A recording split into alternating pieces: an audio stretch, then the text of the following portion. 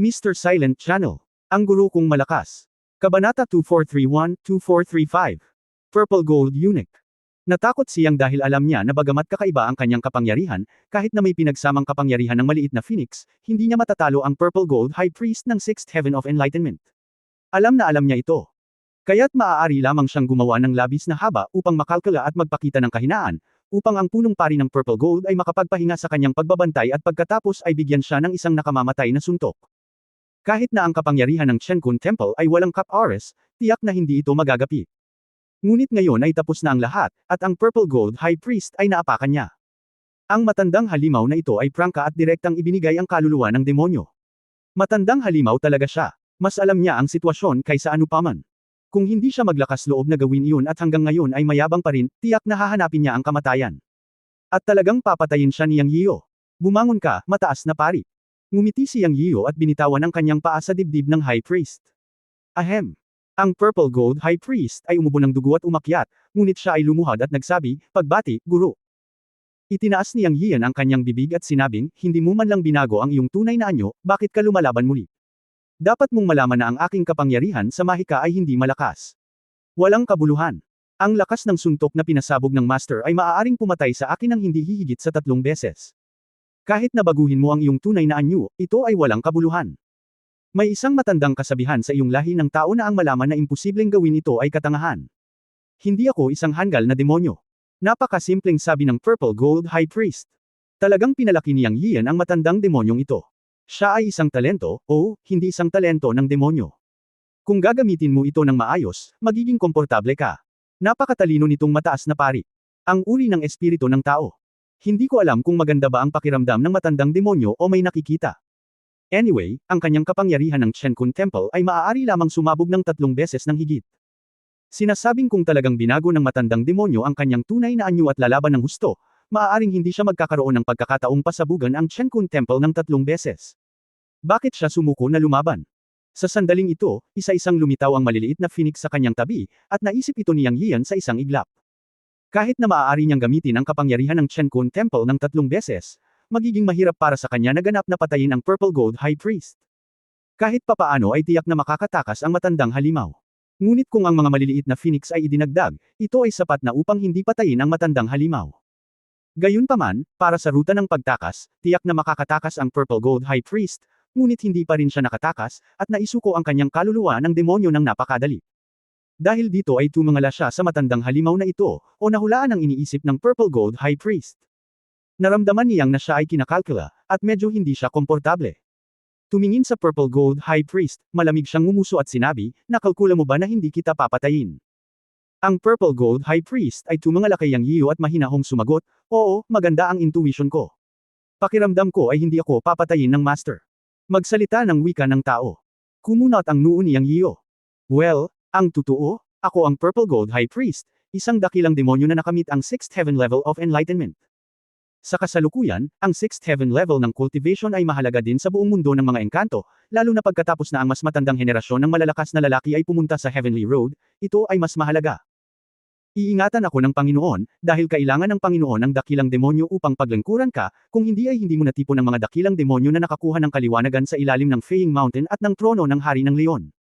Iniisip ng nasasakupan na ang Master, bilang karagdagan sa ika-9 na prinsipe, ay dapat na dumating sa aking Purple Gold Clan para sa kadahilanang ito. At ang nasasakupan ay nasugatan ng husto ng Panginoon, at nasaksihan din ang mga pambihirang pamamaraan ng Panginoon, na talagang iba sa ibang lahi ng tao.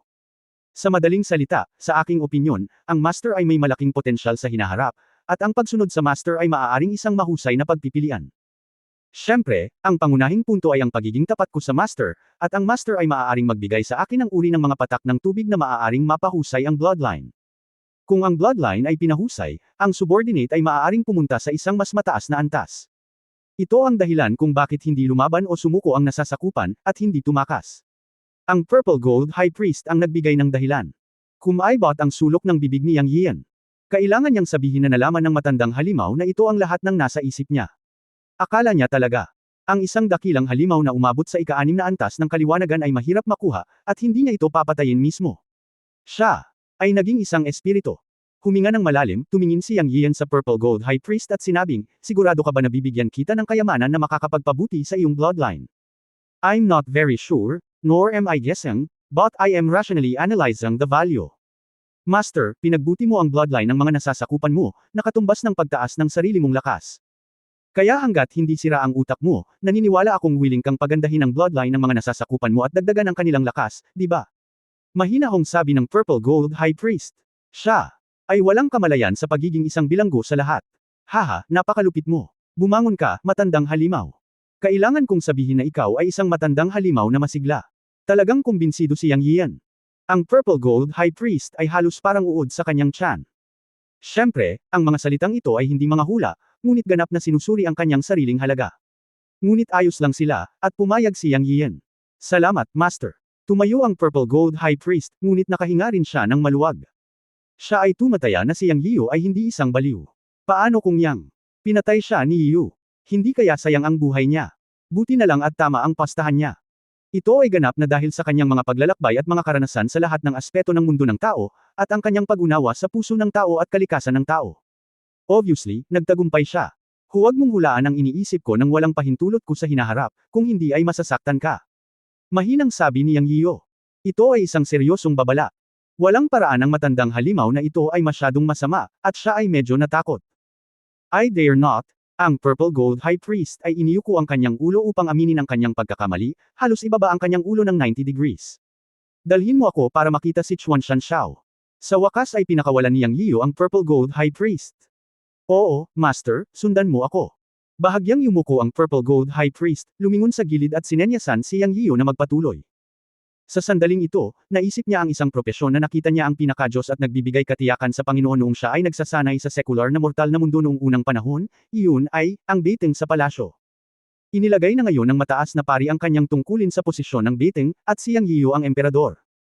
Kung gusto niyang maging komportable ang Panginoon at hayaan ang Panginoon na bigyan siya ng kayamanan upang mapabuti ang kanyang linya ng kadugo, siya ay dapat na isang kwalipikadong dating.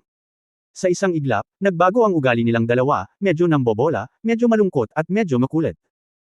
Naglakad si Yang Yian sa harapan, habang sinundan siya ng Purple Gold High Priest sa isang kalahating distansya ng katawan, hindi masyadong malayo, hindi masyadong malapit, ngunit naramdaman ni Yang Yian na medyo nagbago ang hininga ng matandang halimaw na ito, at hindi niya maiwasang lumingon sa likod, at nakita niya na agad na lumitaw ang isang nakakabigay puri ng ngiti sa matandang mukha ng Purple Gold High Priest. Sabi ko, matandang halimaw ka, anong ginagawa mo? Pakiramdam ko napaka-instant mo, pero parang gusto kitang sipin. Si Yang Yian ay talagang kakaiba. Nagbago nga ang ugali ng matandang halimaw na ito, ngunit hindi niya masabi kung bakit, at medyo pamilyar ito. Lalong lumaki ang nakakapuri ng ngiti ng Purple Gold High Priest, at nagmamadaling sinabi, Guru, gusto mo ba itong pagbabago ng matandang alipin ko? Except for wanting to seek you, it feels pretty good. Tell me, what kind of monster are you doing?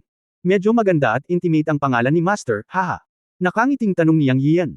Ngumiti din ang Purple Gold High Priest at sinabi, Guru, dahil nangako ako sa aking katapatan sa iyo, ang paglilingkod sa iyo ang pinakamahalagang gawain ko. Natural na trituhin kita ng may pinakamakadiyos at taos-pusong pag-uugali. Matagal na akong nasa secular na palasyo. Walang propesyon na maihahambing sa mga bitang sa paglilingkod sa mga tao. Wala silang ginagawa araw-araw at iniisip lang nila ang paglilingkod sa kanilang mga amo, kaya't ang Panginoon ay naglilingkod sa kanilang mga amo. Ito ang dahilan kung bakit gusto kong pagsilbihan ang aking Panginoon bilang isang bitang sa hinaharap. Upang maranasan ang mahusay na paraan, kinapon ko ang aking sarili at nagtrabaho bilang isang bitang sa palasyo. Maganda ang ginawa ko. Mula ngayon, ikaw na ang aking emperador at aking Panginoon. Mamamatay ako para sa iyo. Habang nagsasalita siya, yumuko muli ng 90 degrees ang Purple Gold High Priest. Ngunit ano ang tungkol kay Yang Yian? Bueno, pagkatapos makinig sa mga salita ng Purple Gold High Priest, natigilan siya sa mismong lugar, at pagkaraan ng ilang sandali ay humagalpak siya ng tawa, wow ha ha ha ha. Tawa ng tawa siyang kaya bumagsak ang mga luha. Hindi niya inaasahan na ang Purple Gold High Priest ay may ganoong karanasan. Ito ay ganap na hindi inaasahan. Ang taong ito ay talagang kinapon ang kanyang sarili upang maging isang eunuch. Bagamat ito ay para sa kapakanan ng makamundong karanasan at kaliwanagan ng magnanakaw, talagang isang halimaw ang kanyang brain circuit. Ngunit kailangan kong sabihin na medyo nagustuhan niya ang matandang halimaw na ito. Maaaring kawili-wiling isipin ang karanasan ng pagkakaroon ng isang matandang biteng na naglilingkod sa kanyang tabi. Ang galing talaga. Kahit papaano ay pakiramdam niya ay lubhang kapaki-pakinabang kapag nagsasalita ngayon ang matandang halimaw na ito. Pagkatapos tumawa, sinabi ni Yang Yiu, okay, tutuparin ko ang iyong hiling at bibigyan kita ng titulong Purple Gold Eunuch. Mula ngayon, ikaw ay nasa tabi ko, at ikaw ang magiging numero 1 eunuch ng aking Yunmen. Salamat sa pangalan, guro, sa sandaling ito, ang Purple Gold High Priest, naku, dapat ay Purple Gold Eunuch na ngayon, ay puno rin ng kagalakan, at ang kanyang boses ay medyo wala sa tono. Si Yang Yian ay ganap na hindi nakaimik. Pakiramdam niya ay gustong-gusto ng matandang halimaw na ito ang pagiging eunuch. Gusto niya talagang ibuka ang ulo para makita kung ano ang hitsura nito. Ano kaya ang iniisip niya? Hindi mo ari ni Yang Yian, ngunit ang mga iniisip ni Eunuch Zijan ay nawala sa isang matagal ng alaala, isang alaala ng pagiging isang eunuch. Ang alaalang iyon ay ang pinakamagandang alaala para sa kanya sa kanyang mahabang taon, kaya talagang nagustuhan niya ang pagiging isang eunuch. Ano?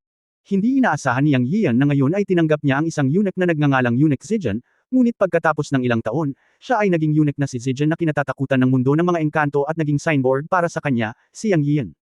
Huwag kang matigilan, matandang aso, pangunahan mo kaagad.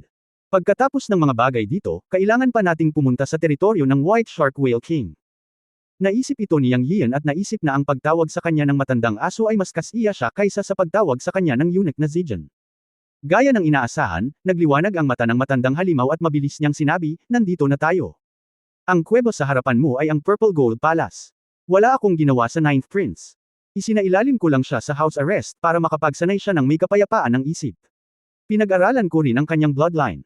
Ang bloodline ng Ninth Prince ay naging Purple Gold bloodline na ngayon, at ang kanyang potensyal ay talagang tumataas ang iyong mundo.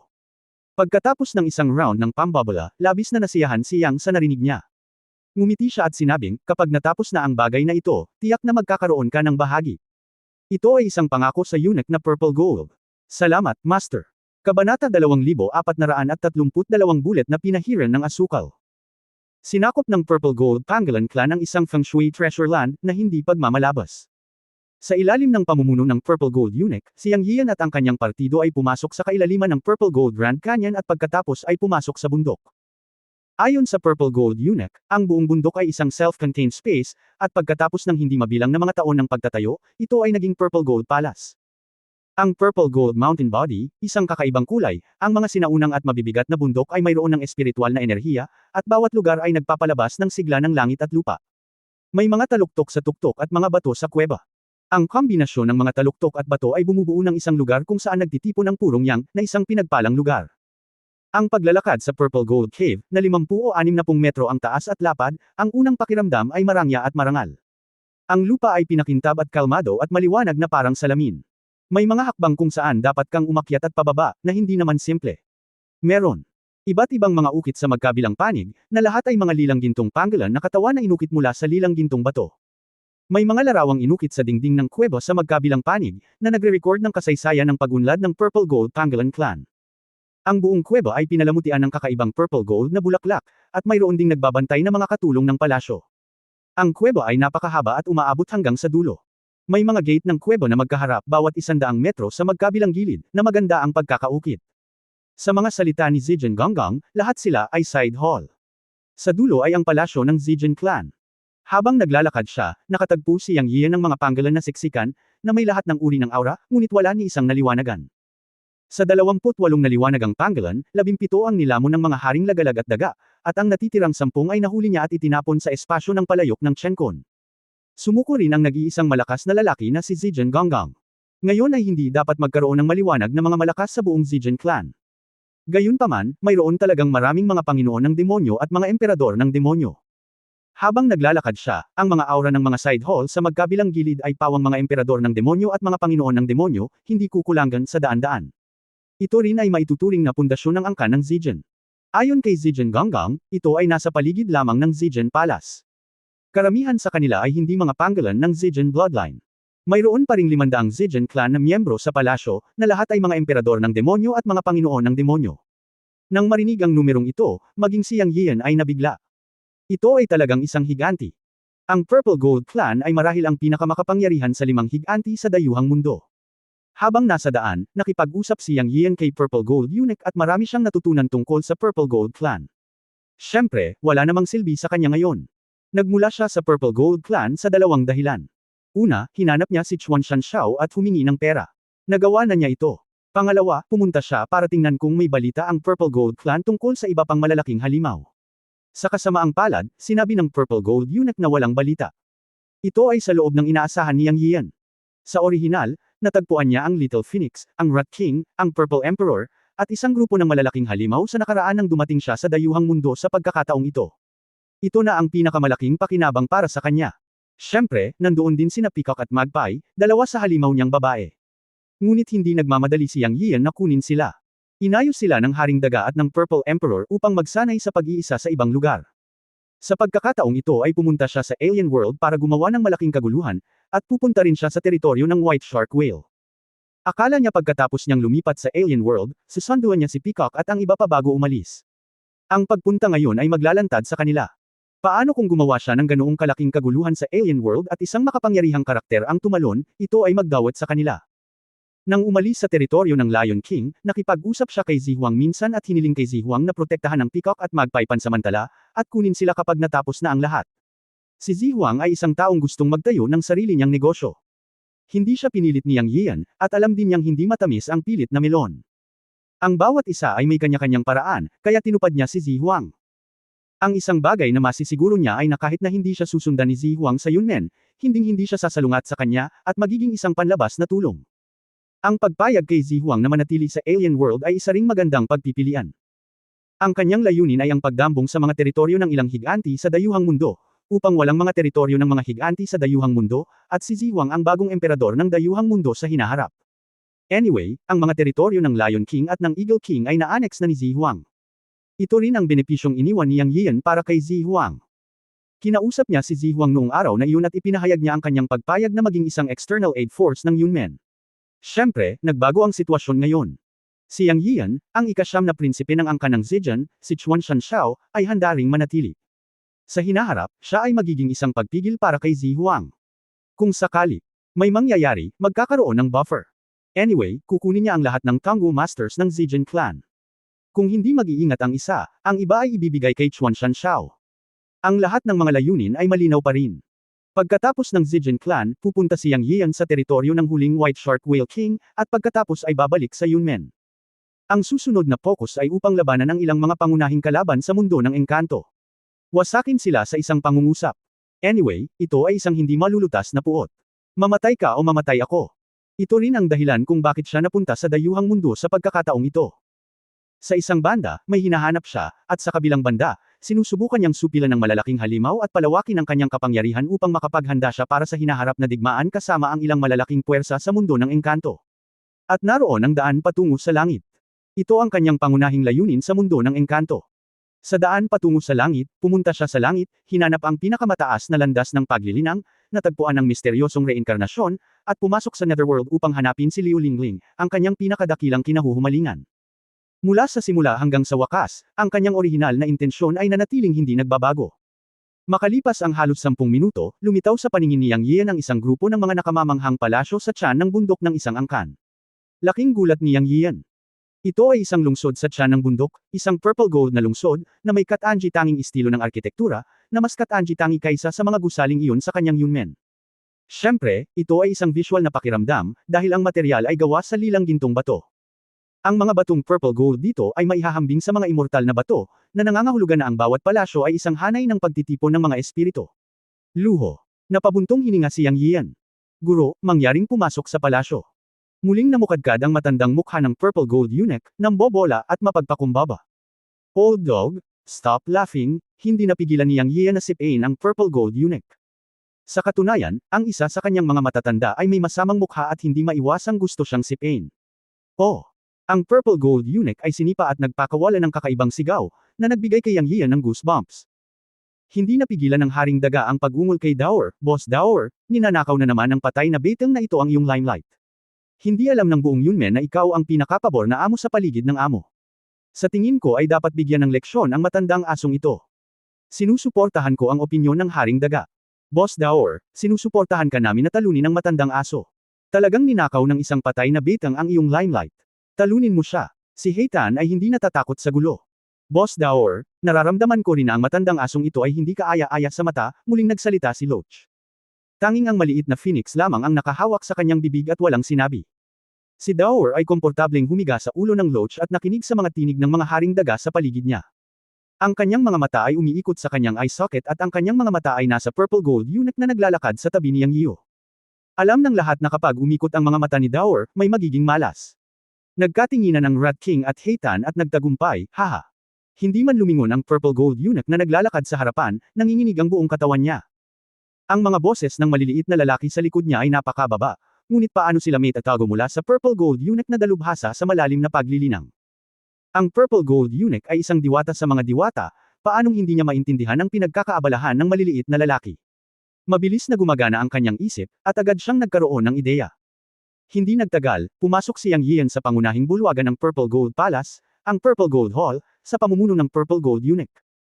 Guro, mangyaring umupo, inayos ng departamento ng patrolya ng Purple Gold Eunuch si Yang Yian na maupo sa trono na orihinal na pagmamayari ng Purple Gold Armor Emperor, isang siyam na ulo na Purple Gold na trono. Hindi magalang si Yang Yian at diretsyong umupo. Pagkaupo pa lang niya, naramdaman niya ang kaibahan nitong Purple Gold Throne. Ito ay naging isang pormasayo ng pagtitipon ng mga espiritu na sumisipsip ng kapangyarihan ng langit at lupa ng autonomiya, at nagkaroon din ito ng epekto ng pagtutuon ng isip at pagpapatahimik sa espiritu. Baby, hindi napigilan ni Yang Yian na mapabuntong hininga. Guro, ito ay gawa sa pinakamagandang purple na gintong bato sa aking Purple Gold Mountain. Kung gusto mo, ako mismo ang gagawa ng isa para sa iyo mamaya. Sabi ng nakakabigay puri na Purple Gold Eunuch. Okay, itong purple na gintong bato ay isa ring magandang material para sa pagpino ng mga kasangkapan. Kukuha ako ng batch pabalik sa Yunmen mamaya. Tinanong ito ni Yang. Oo, Master, huwag kang mag-alala, aayusin ko ang mga nasasakupan ko na ayusin ito. Ang Purple Gold Clan ay hindi kulang sa purple na gintong bato, na talagang magandang material para sa pagpino ng mga kasangkapan. Sayang lang at ang aking demonyong angkan ay walang master ng mga kagamitan sa pagpino, kung hindi, lahat tayo ay makakapagpino ng mga top grade na immortal na kasangkapan. Nagmamadaling sabi ni Purple Gold Eunuch. Pagkatapos ay iwinagayway ang kanyang kamay ng Purple Gold Eunuch, at 12-12 ng mga kaakit-akit na katulong ng palasyo ang lumitaw, at iba't ibang walang kamatayang prutas at walang kamatayang alak ang inihain sa mesa. Pagkatapos ayusin si Yang Yian, ang Purple Gold Eunuch ay lumakad patungo kina Daor at Xiao Fengwang, at sinabing may unting nakakapuri ng ngiti, dalawang Young Masters, ang matandang lingkod na ito ay naghanda ng mga Purple Gold na espiritual na prutas na natatangi sa Purple Gold Clan para sa inyo, mangyaring tikman ang mga ito. Habang nagsasalita siya, ikanaway niya ang kanyang kamay, at lumitaw ang isang Purple Gold immortal na prutas sa harap ni Daor at Xiao Fengwang, at napuno ng halimuyak ang buong bulwagan. Si Daor ay hindi magaling sa anumang bagay, ngunit ito ay masarap, at ang kanyang mga mata ay agad na nagningning. Tumili. Nagsaya si Daor at dinampot ito at kinain ng buong sarap. Nakita ng Rat King at Heitan na tapos na ito. Nahuli si Boss Daor at naabort ang plano. Siyempre, binigyan ng Purple Gold Eunuch ang lahat ng isang bahagi ng Purple Gold Immortal Fruit, ngunit ito ay mas mababa kaysa sa mayroon ng Little Phoenix at Daor. Si Yang Yiu ay nakaupo sa itaas, nanunood ng nakangiti. Hinawakan niya ang Purple Gold Immortal Fruit sa kanyang kamay, at pinapanood ang Purple Gold Eunuch na sinusubukang pasayahin ang Little Phoenix at Daor, nakaramdam siya ng saya. Siya nga ay isang matandang demonyo, at pinabagsak niya si Daor. Sa katunayan, ang mga bala na pinahiran ng asukal ay paborito ni Daor. Ito ay isang magandang bagay para sa malalaking demonyo sa ilalim ng kanyang utos upang makipagkumpetensya sa isa't isa. Sa hinaharap, magliligtas siya ng maraming problema kasama ang isang matanda at tusong Purple Gold Eunuch, kaya hindi na siya nagsalita pa. Matapos kumagat ng Purple Gold Immortal Fruit sa kanyang kamay, nagbago ang kanyang mukha, at mabilis niyang sinabi, ilang Purple Gold Immortal Fruit ang natitira mo, o dog. Sol-em na ang mukha ni Yang Yiu. Pagkatapos niyang kumagat ng Purple Gold Immortal Fruit, nalaman niyang ang ganitong uri ng prutas ay talagang naglalaman ng espiritual na kapangyarihan. Mayroong hindi mabilang na mga immortal na bunga sa immortal na mundo, ngunit ang mga immortal na bunga na maaaring may espiritual na kapangyarihan ay bihira. Siguradong mahirap silang makuha. Ang pagkain ng mga ito ng direkta tulad nito ay isang pag-aaksaya ng likas na yaman. Ang pagpino sa kanila sa mga tabletas ay maaaring maglaro ng isang malaking papel. Ang kanyang pananaliksik sa Kijun Dandaw ay pumasok sa isang bottleneck na panahon, iyon ay, ang kakulangan ng angkop na mga immortal na gamot, at ang Purple Gold immortal na prutas na ito ay nagbigay sa kanya ng isang pambihirang tagumpay. Sa pag-uulat sa Master, ang aking lilang gintong angkan ay naipon sa hindi mabilang na mga taon at umani ng wala pang 100, at ito ang mga stock. Ikinumpas niya ang kanyang kamay at inilabas silang lahat, 36, kasama pa ang mga ipinamahagi, kabuuang 72. Okay, huwag mong kainin ang mga ito, ang pagkain ng mga ito ay isang pag-aaksaya ng mga likas na yaman. Kukunin ko ang mga ito at gagawing mga tabletas, na maaaring gumanap ng isang malaking papel. Ikinumpas niyang ang kanyang kamay at tinipon ang lahat ng mga purple na gintong immortal na prutas. Squeak, sabik na ikanaway ni Daor ang kanyang kamay at hinawakan ang dalawa, nilunok ang mga ito sa isang lagok. Masyadong masarap. Ang galing ng pagkain, hindi nakaimik si Yang Yian, ngunit hindi niya sinisi si Daor. Ang iba naman, hindi talaga sila nang ahas na iwan ang isa o dalawa, si Dower lang ang nang ahas. Kabanata 2433 Pagpasok sa Southern Marshland. Well, dahil kinumpiska niyang ang Purple Gold Fairy Fruit, saka natin ito kumpiskahin. Kung tutusin, alam ng lahat na ang may-ari na ito ay isang alchemist. Kung ang elixir ay pino, kailangan nilang mag-ambag. Ginawa ito ng Purple Gold Eunuch ng mas masinsinan. Nang makita niyang Yiyo na inililigpit ang 70 Purple Gold Fairy Fruits, sinabi niya, Guro, mayroong isang Purple Gold Tree, ipinanganak sa aking Purple Gold Forbidden Land, at ito rin ang ugat ng aking Purple Gold Clan. Tumutubo ito sa mata ng Purple Gold Vein. Namumulaklak sa loob ng 10,000 taon, namumulaklak sa loob ng 10,000 taon, at namumulaklak sa loob ng 10,000 taon. Sa bawat oras na ito ay mature, walang higit pa at hindi bababa sa 3 Purple Gold Fairy Fruits. Ang dahilan kung bakit ang aking Purple Gold Clan ay maaaring maging isa sa mga Panginoon ng Alien World ay higit sa lahat ay dahil sa Purple Gold Fairy Fruit. Maawa ka sa akin. Napakatalino ni Purple Gold Eunuch. Nakita niya ang init sa mga mata niyang. Dapat ay pinaplano niyang kunin ang Purple Gold Tree, kaya humingi na lang siya ng tulong. Ang mga master ng Lilang Gintong Clan ay hindi natatakot sa pagkalipol. Hanggat nandyan ang Purple Gold Tree na ito, ang Lilang Gintong Clan ay uunlad pa rin at babangon sa Alien World sa loob ng ilang taon. Kung ang Lilang Gintong puno ay nawala, ang Lilang Gintong angkan ay matatapos. Naniniwala siya na ang Purple Gold Tree ay magiging maayos, dahil ang kapaligiran ng paglago ay ganap na kontrolado ang lahat. Ang dahilan kung bakit niya ito nasabi ay dahil tapat siya at umaasa na hindi ipapahiya niyang Yiyo ang Lilang Gintong Clan. Okay, matandang aso, hindi ako ganoon kaliit. Nakinig si Yang Yiyo sa Purple Gold Eunuch at alam niya kung ano ang ibig sabihin ng matandang halimaw na ito. Para sa kanya, malaki ang natamo ng Purple Gold Pangolin Clan sa paglalakbay na ito. Dahil gusto nilang panatilihin ang Purple Gold Clan, hindi nila puputulan ang sigla ng kanilang clan. Halata na ang Purple Gold Fairy Fruit ang pundasyon ng kanilang clan. Sapat na ang pagkakaroon ng 70 prutas na engkanto.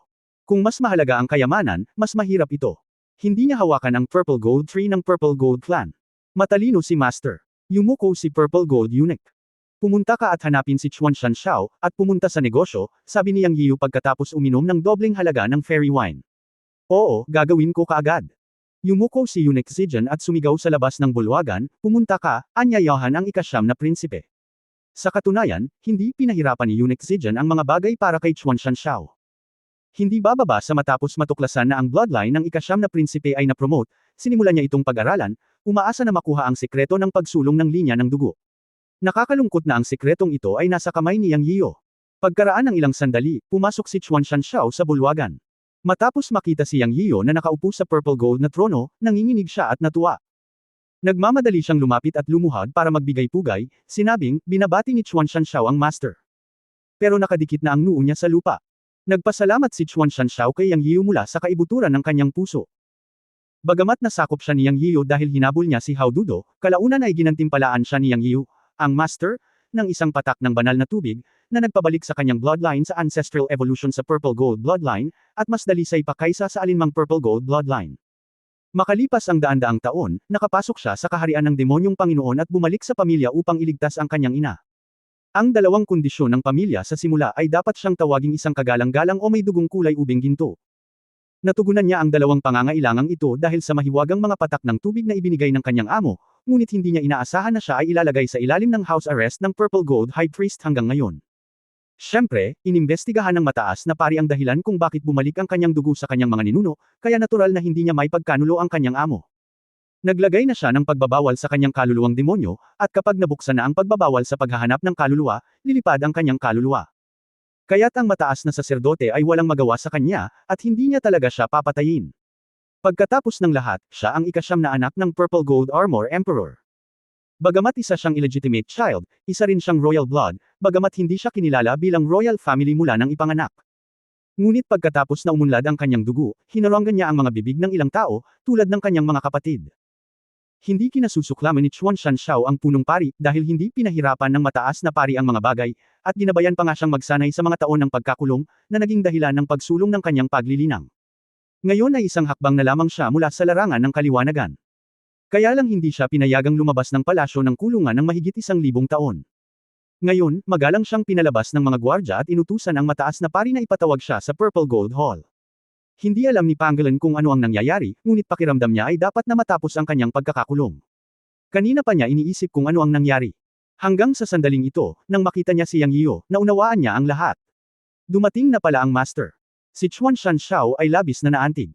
Sa kanyang buhay. Oh, hindi sa kanyang demonyong buhay, ang taong nagtrato sa kanya ng pinakamahusay bukod sa kanyang ina ay ang kanyang amo na si Yang Yiyo.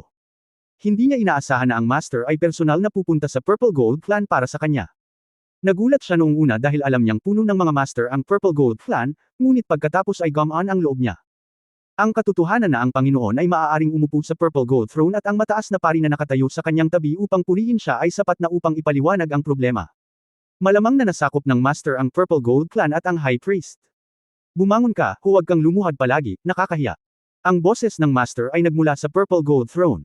Yumuko pa rin si Chuan Shanshao ng 3 beses bago bumangon. Ika-9 na prinsipe, malaya ka na mula ngayon. Ang kapalaran ng ating Zijian Clan ay nasa kamay ng Panginoon. Sa oras na ito, narinig ni Chuan Shanshao ang mataas na pari na nagsasalita ng may nagniningas na mga mata na nakatingin sa kanyang Panginoon na si Yang Yiyo. Naisip niya sa kanyang sarili na tulad ng inaasahan, ang Zijian Clan ay nasakop ng Master. Salamat, Master. Nagpasalamat muli si Chuan Shanshao. Chuan Shanshao, ikaw na ang magiging Master ng Zijian Clan mula ngayon. Aalisin ko itong matandang aso at iba pang Master ng Zijian Clan. Makahulugan ba ito para sa iyo? Direktang nagsalita si Yang Yiyo. Nakasalalay ang lahat sa utos ng Panginoon. Walang kabuluhan para sa akin. Hinihiling ko lang sa punong pari na utusan na buksan ang ipinagbabawal na lugar at lumabas ang aking ina. Nakikiusap ako sa Panginoon na gawin ito. Si Chuan Shanshao ay muling lumuhad. Ang kanyang pinakamalaking kinahuhumalingan ay ang kanyang ina. Huwag kang mag-alala, pumunta ako dito sa pagkakataong ito upang tuparin ang aking pangako. Nangako akong ibabalik ang iyong dugo sa ninuno na purpura ginto. Ginawa ko ito, at hindi ko nakakalimutan ang bagay ng iyong ina.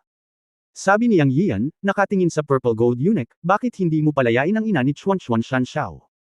Sa oras na ito, mapait na ngumiti ang High Priest ng Purple Gold at sinabing, Guro, maaaring kailanganin pa rin ito ang iyong tulong. Ang kaharian ng Purple Gold Clan ay isang sinaunang porma sayon na inilatag ng mga ninuno ng lahat ng henerasyon. Nangangailangan ito ng hindi bababa sa siyam na angkan na nakarating sa ikatlong langit ng kaliwanagan upang buksan ito. Ang pagbuo ay hindi mahuhulaan, at imposible para sa isang subordinate na buksan ito. Ganun ba, naunawaan din ni Yang Yiyan, at pagkatapos mag-isip tungkol dito, sinabi niya, okay, pagkatapos ay maghanda ng isang closed-door secret room para sa akin.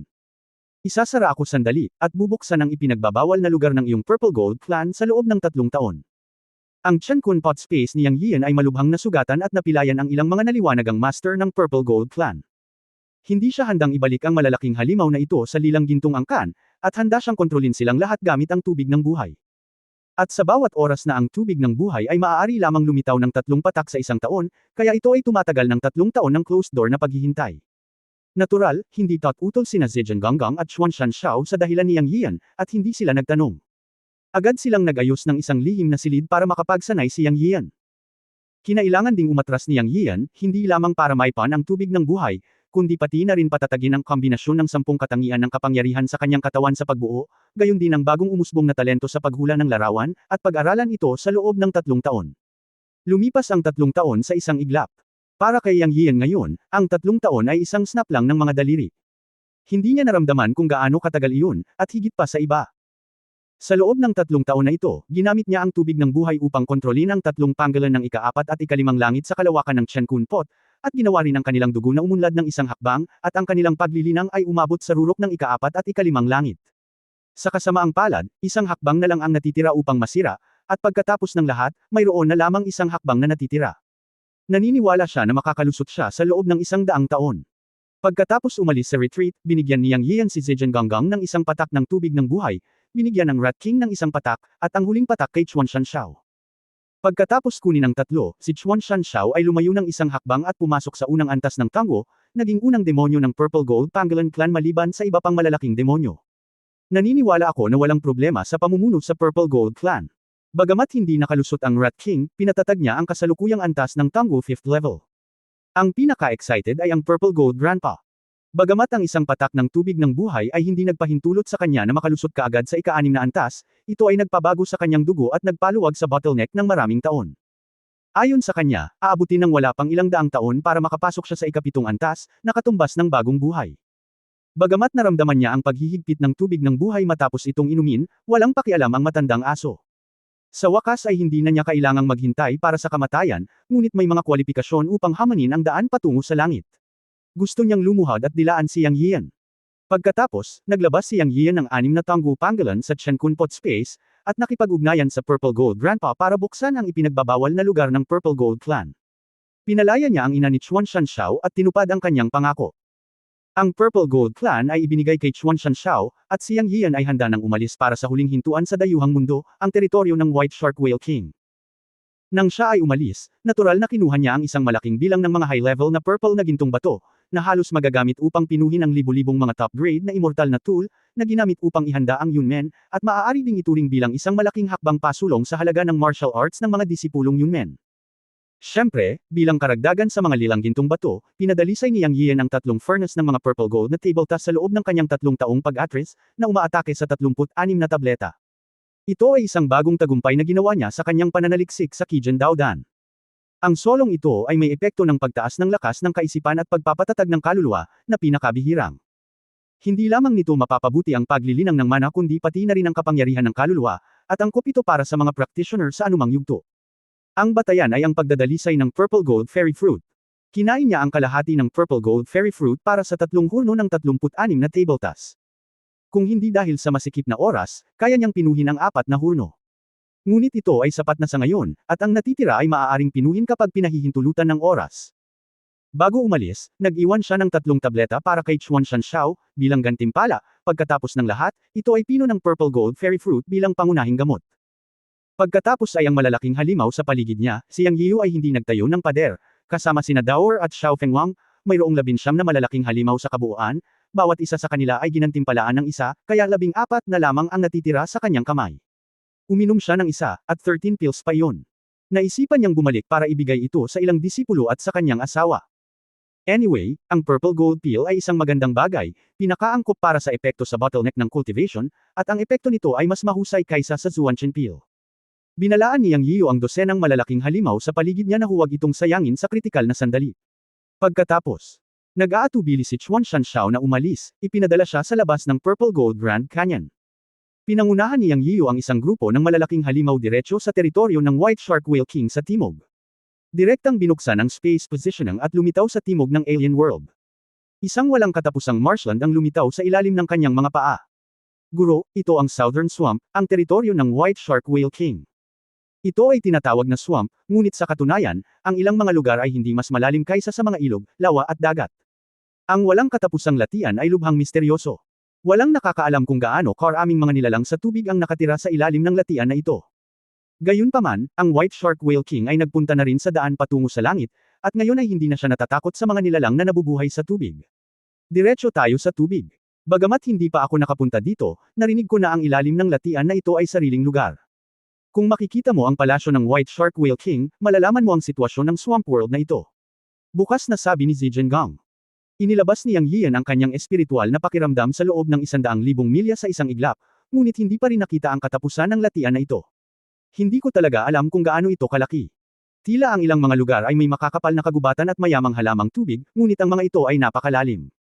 Ang espiritual na kahulugan ay pumasok sa ilalim ng tubig sa loob ng 10,000 metro at hindi na ito makita. Nablock din ito sa tubig sa loob ng 10,000 metro. Medyo misteryoso nga ang latian na ito. Ang buong ibabaw ng tubig ay patay na tahimik. Wala talagang buhay na nilalang. Ni hindi ka makahuli ng dila. Maaari lamang nilang sundin ang payo ni Eunuch Zijian at pumasok sa mundong ito sa ilalim ng dagat upang malaman kung ano ang nangyayari. Okay, ang Eagle Guards ay mananatili at magbibigay ng suporta, at ang iba ay susundan ako sa latian. Nagutos si Yang Yiu at pagkatapos ay lumipad pababa at sumisid sa latian. Tamang-tama, bagamat ang kapaligiran ay tila puno ng mga halamang nabubuhay sa tubig, ito ay napakalalim pagkatapos pumasok sa tubig. Gayunpaman, lahat sila ay nagsasanay, kaya walang epekto sa kanila ang tubig, kahit na ang mga sulok ng kanilang mga damit ay hindi nabahiran. Pagkatapos sumisid pababa ng 10,000 metro, nagbago ang sitwasyon, at isang buong bagong mundo ang lumitaw sa kanilang paningin. May kakaiba pala sa ilalim ng tubig. Kabanata 2434 na Little Dragon Palace. Nang makita ni Yang Yiu ang kapaligiran sa loob ng kanyang larangan ng pangitain, o dapat kong sabihin, ang kapaligiran sa ibaba ng kanyang larangan ng pangitain, medyo binaligtad nito ang dati niyang pagkaunawa sa kapaligiran ng Fairyland. Ito, dapat ay isang nawawalang sinaunang sibilisasyon, tama ba? Sabi ng Purple Gold Eunuch. Siguro, ungol din ni Yang Yiu. Sa sandaling ito, ang lugar na kanilang tinutuluyan ay isang lugar na 10,000 metro sa ilalim ng tubig, at 10,000 metro sa ibaba, mayroong isang napakagandang tanawin. Nadama niya na ang paglalakbay na ito sa Southern Marshland ay parang isang pakikipagsapalaran sa isang nawawalang sibilisasyon. At ang paggalugad ay kadalasang nangangahulugan ng hindi alam. Saglit na nag-isip si Yang Yian, at pagkatapos ay sinabi sa Rat King na nasa likuran niya, bumalik ang Rat King at Heitan, kunin ang Eagle Guards, at pagkatapos ay hanapin sina Chino at Peacock para bumalik sa Chaos Fairyland Yunmen para hintayin tayong bumalik. Pumunta sa Yunmen at sabihin sa lahat na maayos ang lahat para hindi sila mag-alala. Habang nagsasalita, tinapik ni Yang Yian ang noo ng Rat King, binigay sa kanya ang mga coordinate ng Yunmen, at kumuha ng 13 purple gold na immortal na table task, na nagsasabing, 4 sa kanila, bigyan ng Qingnu, Zhuang, Peacock at Magpie ayon sa pagkakasunod-sunod, at hayaan si Zhao Nan na ibigay ang natitira sa ilang mga bata kapag bumalik siya. Master. Ang Haring Daga ay nabalisa nang marinig niya ito, at mukhang magsasapanganib ang Master. Okay, sundin ang utos, magiging maayos kami, ngunit natatakot kami sa hindi kilalang mga sitwasyon, pagkaantala ng oras, at mag-aalala si Yunmen, bumalik ka na lang at iulat ang balita. Pinutol ni Yang Yian ang Haring Daga. Sa katunayan, naramdaman niya ang hindi alam dito, kaya inayos niya ang Rat King na mahanap si Qingnu. Siya ay nagpadala kay Qingnu upang hanapin ang Peacock at Magpie noon, at sila ay nasa isang lihim na lugar. Oo, Master. Ang Haring Daga ay hindi nang ahas na suwayin muli ang utos ni Yang Yian, at umalis kasama si Heitan. Pagkaalis ng Rat King at Black Charcoal, muling tumingin sa ibaba si Yang Yio. Ang lugar kung saan siya sumisid ng 10,000 metro ay mukhang isang napakalinaw na bipolar na mundo, na may malinaw na puot. Ang ilalim ng tubig ay madilim, ngunit may isa pang maliwanag na mundo 10,000 metro sa ibaba. Bagaman ito ay isang mundo sa ilalim ng dagat, ito ay naglalabas ng halos lahat ng dako, halos walang pinagkaiba sa araw. Mayroong isang hadlang sa lalim na 10,000 metro, na naghiwalay sa ilalim ng tubig sa dalawang mundo. Sa ilalim mismo ng mga paa ni Yang Yio ay ang hadlang, ngunit ang hadlang na ito ay hindi nakakaramdam ng panganib, ito ay isang simpleng paghihiwalay lamang. May mga bundok talaga sa ibaba, ngunit ang pagkakaiba ay iba ang mga halaman sa lupa. Bukod dito, may mga sinaunang gusali na tila mga guho. O sa madaling salita, ang mundo sa ibaba ay lubusang nalubog sa tubig. Ang mundong ito na ganap na lumubog sa ilalim ng tubig ay nagbigay kay Yang Yio ng isang pakiramdam ng panganib, na naglalabas ng isang sinaunang at pagbabago ng buhay. Upang maging tumpak, naramdaman niya ang hindi alam, kaya hinayaan niyang umalis ang Haring Daga at ang iba pa at dinala si Peacock at iba pa pabalik sa Yunmen. Sinabi sa kanya ng kanyang intuition na kapag nakapasok na siya sa sinaunang mundong ito, maaaring mangyari ang isang bagay na hindi niya maisip. Ang dahilan kung bakit ito ay tinatawag na isang nawalang sibilisasyon ay ang arkitektura ng mundong ito sa ilalim ng dagat ay hindi tugma sa anumang arkitektura sa mundo ng engkanto, at lahat ay puno ng mga pagbabago ng kasaysayan. Hindi ko alam kung gaano kalaki ang lugar na ito, anyway, hindi ko makita ang gilid. Napakatahimik. Sa ngayon, wala pa silang nakitang buhay na nilalang. Hindi tama ang matandang aso, ito ang teritoryo ng White Shark Whale King. Kahit na pumunta ang White Shark Whale King sa Heavenly Road, dapat may malaking halimaw sa ilalim ng kanyang upuan upang bantayan ang bahay. Kakapasok lang namin ng napakayabang, bakit walang lumitaw na buhay na nilalang? Hindi napigilan ni Yang Yio na tanungin ang Purple Gold Eunuch. Guro, sabihin ang totoo, sa ilang mga higanti sa dayuhang mundo, ang White Shark Whale King ang pinakamisteryoso. Halos hindi na siya nakikipag-ugnayan sa labas ng mundo. Siya ay matatagpuan sa ilalim ng dagat dojo ng Zegwo. Ang ibang mga nilalang ay mamamatay kung sila ay pumasok, kaya kakaunti ang mga nilalang na nakakaalam tungkol dito, at ang matandang alipin na ito ay walang pagbubukod.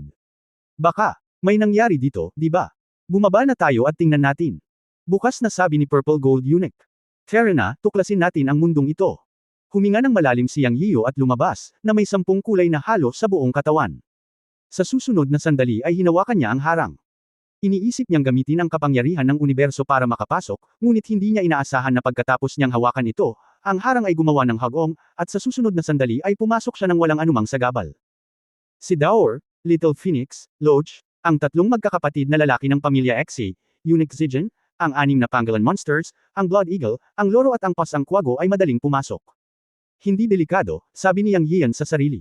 Sa oras na ito, mapait na ngumiti si Eunuch Zigen at sinabing, hindi ganoon kadali si Master. Ang harang na ito ay maaari lamang pasukin ngunit hindi palabasin. Hindi ito simpleng hadlang. Natatakot akong hindi tayo makalabas. Pagkatapos niyang magsalita, biglang tumama si Eunuch Zigen sa barrier. Boss, tumunog ang harang, at napailing lang ito saglit, ngunit hindi man lang nasira. Nagulat din si Yang Yian. Alam niyang si Eunuch Zigen ang pinakamakapangyarihan sa kanilang lahat. Ang kanyang pag-atake ay hindi nagpatinag sa hadlang, na nangangahulugang ang hadlang ay higit sa karaniwan. Walang sinabi si Yang Yian at humakbang pasulong upang i-activate ang lakas ng paglunok ng Chen Kun Pot. Gusto niyang subukan ito. Kung ang kanyang Chen Kun Pot swallow ang power ay hindi gumana, ibig sabihin ay tama ang kanyang dating intuit ayon. Ang lugar na ito ay mapupuno ng mga hindi alam. Buzz buzz buzz. Ngunit pagkatapos ilagay ni Yang Yian ang kanyang kamay sa barrier at i-activate ang Chen Kun Pot para lumunok, nagsimulang umungol at magulong ang harang. Makikita ng mata ang magulong harang. Pero, pagkaraan ng ilang minuto, sumuko na si Yang Yian. Hindi dahil walang silbi ang lakas ng paglunok ng Chen Kun Pot. Ito ay kapaki-pakinabang, ngunit kung ito ay tumatagal ng hindi kilalang tagal ng oras upang masira ito, maaari siyang mamatay sa pagod. Ang paggamit ng kapangyarihan ng Chen Kun Pot ay hindi isang beses na solusyon. Kung ito man ay ang lumalamon na kapangyarihan ng Chen Kun Pot o ang kapangyarihan ng Chen Kun Temple, nangangailangan ito ng maraming mana at soul power. Ngunit nang hikayatin niya ang Chen Kun Pot na lumamon, malinaw niyang naramdaman na ang kapangyarihan ng buong hadlang ay nagtipon upang labanan ang paglamon ng Chen Kun Pot, na walang katapusan at napakalakas. Hindi dahil hindi epektibo ang lumalamon na kapangyarihan ng Chen Kun Pot. Sa kabaligtaran, ang lumalamon na kapangyarihan ng Chen Kun Pot ay kapareho ng dati, at ang kakayahang lumunin ng lahat ay naroon pa rin, ngunit ang hadlang na ito ay katumbas ng pag-iipon ng lahat upang labanan. Gaano kalaki ang buong hadlang? Walang nakakaalam, gayunpaman, ito ay walang katapusan sa pamamagitan lamang ng pagtingin dito.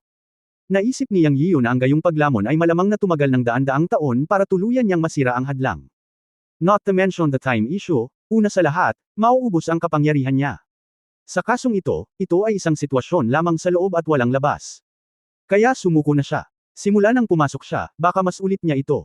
Anyway, ito ay isang pakikipagsapalaran, kaya't pumunta tayo at tingnan ang nawawalang sibilisasyon sa ilalim ng tubig. Hindi na kailangang labanan ang walang kahulugan na hadlang. Tungkol naman sa tanong ng paglabas. Abangan natin. Napakalaki ng lugar na ito.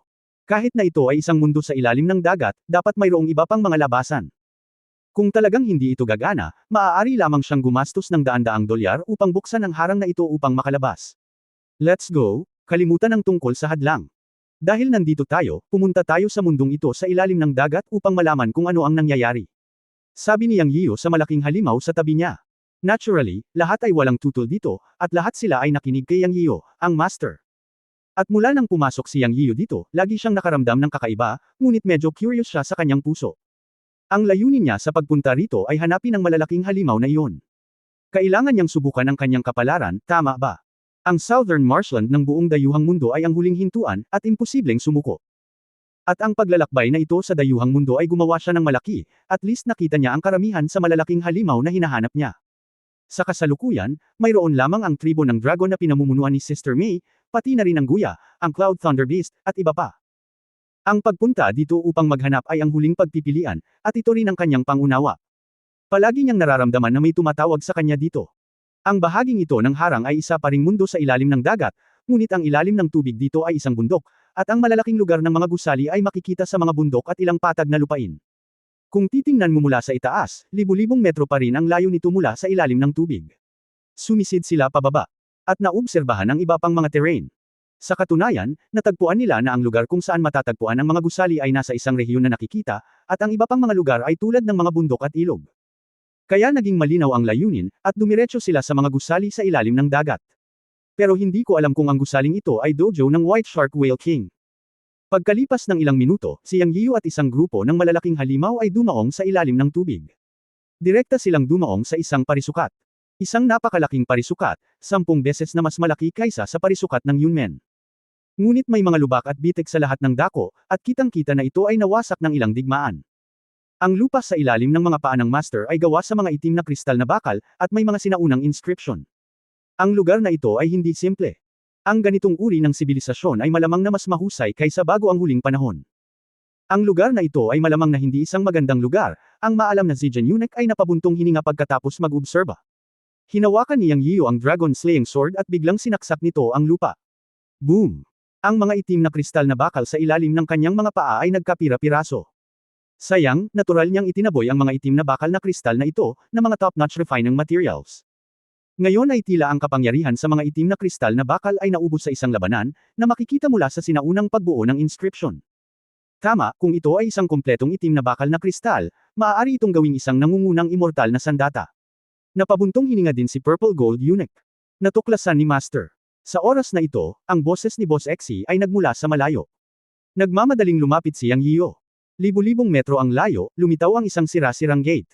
Hindi mabilang na taon na ang lumipas, at bagamat mukhang sira-sira ang gate na ito, hindi ito gumuho. May mga bakas, sabi ng Blood Eagle. Tumangala si Yang Yiu at ang iba pa, at talagang nakakita ng tatlong salita sa taas na 12-dosenang talampakan. Sinaunang at pagbabago.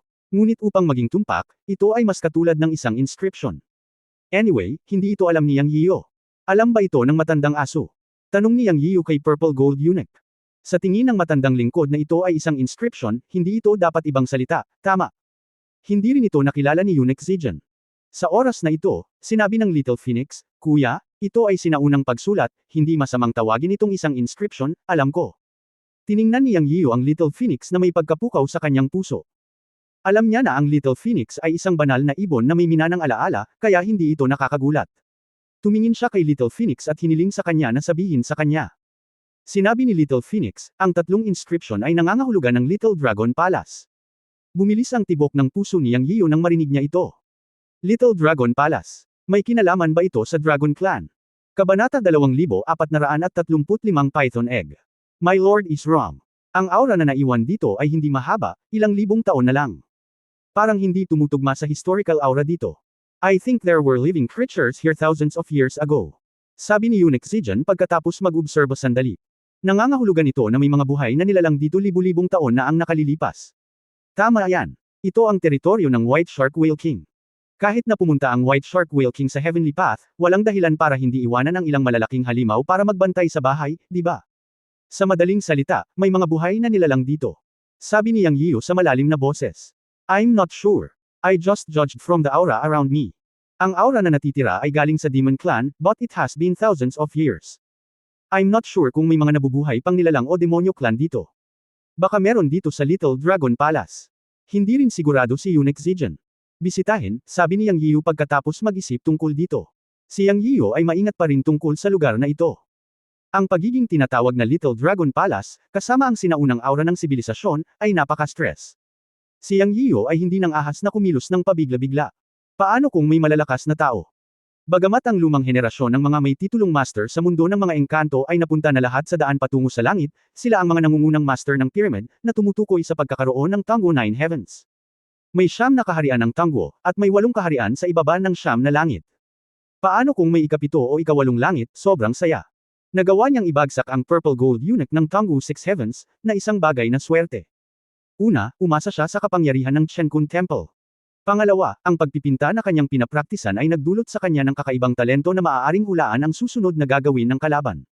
Pangatlo, ang Purple Gold Eunuch mismo ay pabaya at hindi naisip na labanan siya hanggang mamatay.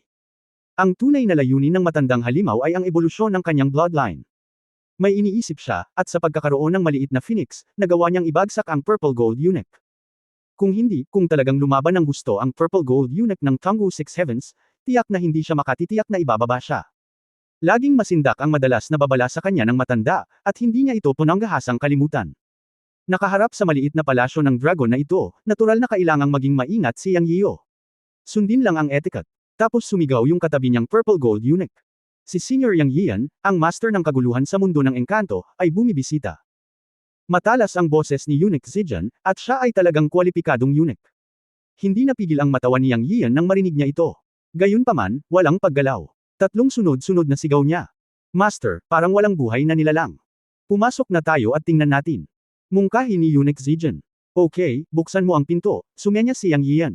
Boom, matapos ang mahinang tunog, dahan-daang bumukas ang mabigat na pinto. Walang ipinagbabawal na porma sayon. Bagamat ito ay isang itim na bakal na pinto, bumukas ito ng kaway ng kamay ni Eunuch Zijan. Isang mahabang koridor ang nakikita. At ito ay makulay. Tila itim na itim sa labas, puro itim na bakal na gusali, ngunit sa loob ay parang kristal na palasyo ng dragon. Pumasok tayo at tingnan natin. Naunang pumasok si Yang Yian. May ibang mundo, ito ay ganap na naiiba sa kung ano ang nakikita natin sa labas. Ungol ni Loach. Tumili. Tumalon si Dower sa ulo ni Loach na may sumigaw, at nagmamadaling lumabas at nawala ng walang bakas. Xiang, bumalik ka. Habang sumisigaw si Yang Yian, nawala na si Dower sa dulo ng mahabang koridor. Tapos hinabol din siya ni Nikyo. Ang dalawang manggugulo na ito, nagmura si Yang Yian na may mapait na ngiti. Guro, pupunta ako at titingnan. Mukhang walang buhay na nilalang dito, at wala akong nararamdamang panganib. Dapat ay maayos na. Si Zijan Eunuch ay ganap na nagpakita ng responsibilidad ng isang dating na ibahagi ang mga alalahanin ng kanyang amo. Go! Kinuwiwi ni Yang Yian ang kanyang kamay. Sa katunayan, hindi siya nakakaramdam ng anumang panganib, kung hindi, magkakaroon ng paraan upang pigilan si Dower. Ang lahat ng paraan ay isang kristal na kalsada, ngunit ito ay medyo asol. Master, halika dali, may sitwasyon. Bago pa nagtagal si Yang Yian upang maunawaan ang kapaligiran dito, dumating ang boses ni Zijan Eunuch. Nagbago ang mukha ni Yang Yian, iniisip na may nangyari, at mabilis siyang pumasok sa loob. Sa dulo ng ilang libong metro, nagpakita siya sa isang bulwagan. Ang Asher Crystal Hall ay kasing laki ng basketball court. Sa sandaling ito, si Dower, Niekyu at Zijan Ganggang ay lahat ay nagtipon sa isang sulok ng bulwagan. Nang dumating si Yang Yio, nakita niyang nagkukumpulan silang tatlo sa paligid ng isang kristal na pagong. Anong mali? Lumapit si Yang Yio at nagtanong. May mali sa kristal na pagong na ito. Sabi ni Zijan Ganggang. Hindi ba't isa lang itong iskulturang batong kristal? Anong problema? Sinuri ito ni Yang Yio gamit ang kanyang espiritual na kahulugan sa simula at walang nakitang mali. Isa lang itong dead object. Malaki lang iyon, mga 3 metro ang haba. Walang pinagkaiba dito. Ang Blood Eagle at ang tatlong kapatid ng pamilya Exi ang dumating. Matandang aso, huwag mo akong i-suspense. Sabihin mo lang sa akin kung ano ang pagkakaiba, pinandilatan ni Yang Yio ang Purple Gold Eunuch. Oo, guro, pakiramdam ko ang itim na pagong na ito ay may mga pagbabago sa kaluluwa ng demonyo, ngunit ito ay napakahina. Kung wala kang sapat na paglilinang, hindi mo ito mararamdaman. Nagmamadaling paliwanag ni Purple Gold Eunuch. Talaga, medyo hindi kumbinsido si Yang Yio. Ipinikit niya ang kanyang mga mata at iniunat ang kanyang kamay upang ilagay ito sa kristal na pagong upang muling maramdaman ito. Alam niya na dahil sinabi iyon ng Purple Gold Old Dog, dapat totoo ito. Kung tutuusin, ang matandang asong ito ang may pinakamataas na cultivation sa lahat ng malalaking halimaw na naruroon, kaya dapat ay naramdaman niya ito. Inilabas ni Yang Yio ang kanyang kamalayan habang nagsasalita at pumasok sa kristal na pagong. Boom! Sa susunod na sandali, bago siya makapag-react, naramdaman niyang may tumama ang kanyang malay at agad na nahulog dito na parang kumunoy. Sa labas, tila walang nangyari kay Yang Yio. Nakita na lang ng lahat na nakapikit si Yang Yio at ipinatong ang isang kamay sa kristal na pagong, na tila sinusuri ang kristal na pagong. Ngunit sa katunayan, si Yang Yian ay natakot hanggang sa mamatay. Dahil ang kanyang kaluluwa ay ganap na nakulong sa malaabis na vortex, hindi siya makagawa ng anumang ingay kahit na gusto niyang gumalaw o sumigaw. Parang nahulog sa walang katapusang madilim na puyo ng tubig na walang katapusan. Malinaw ang isipan ni Yang Yian, at alam niya na malamang na sinapian siya. Pero ang problema ngayon ay wala siyang magawa. Kung hindi siya makakawala sa kalagayang ito, maaaring mabuklod siya sa kailalimang ito magpakailanman. Ano ang gagawin? Naging balisa si Yang Yian. Sa susunod na sandali, naisip niya ito at pinagnilayan ang Chen Kun Pot. Alam niya na sa ganitong estado, marahil ang Chen Kun Pot lamang ang makakabasag nito. Hindi ko talaga alam kung ano ang pagong na kristal na ito. Bakit ito nakakatakot? Parang kinukulong ang kanyang kamalayan at kaluluwa sa bangin. Boss!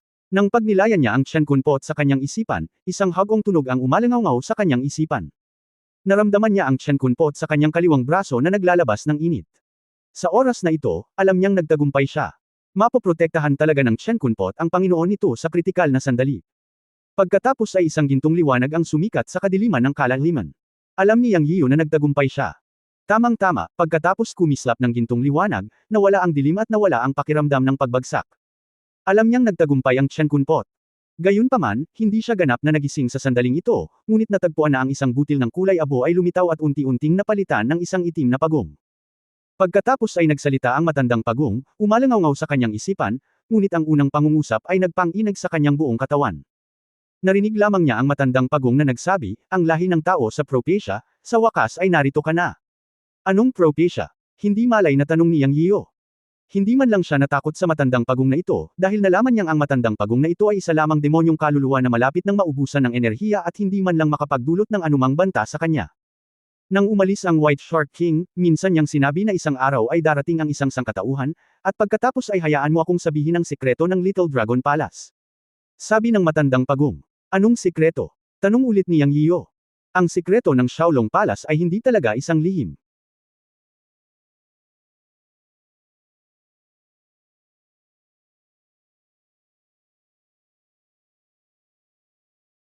Ito ay ang bukal ng Dragon Palace, at ang bukal ng Dragon Palace ay humahantong sa Great Wilderness Sea. Sinabi ng aking hari na kung gusto mong makahanap ng isang tao, ito ay may kaugnayan sa aking Dragon Palace. Ang sagot ay nasa tagsibol ng Shaolong Palace. Malalaman mo ang lahat kapag nakita mo ang tagsibol. Sabi ng matandang pagong. Sa pakikinig sa matandang pagong, maraming ideya ang pumasok sa isipan ni Yang Yian, at iniisip niya ang sagot, ngunit nabigla siya. Ayon sa matandang pagong, ang White Shark Whale King ay tila nakalkulan na siya ay darating matagal na ang nakalipas, at siya ay dumating upang makahanap ng isang tao. At ang taong hinahanap niya ay may kaugnayan sa Shaolong Palace at spring ng Shaolong Palace.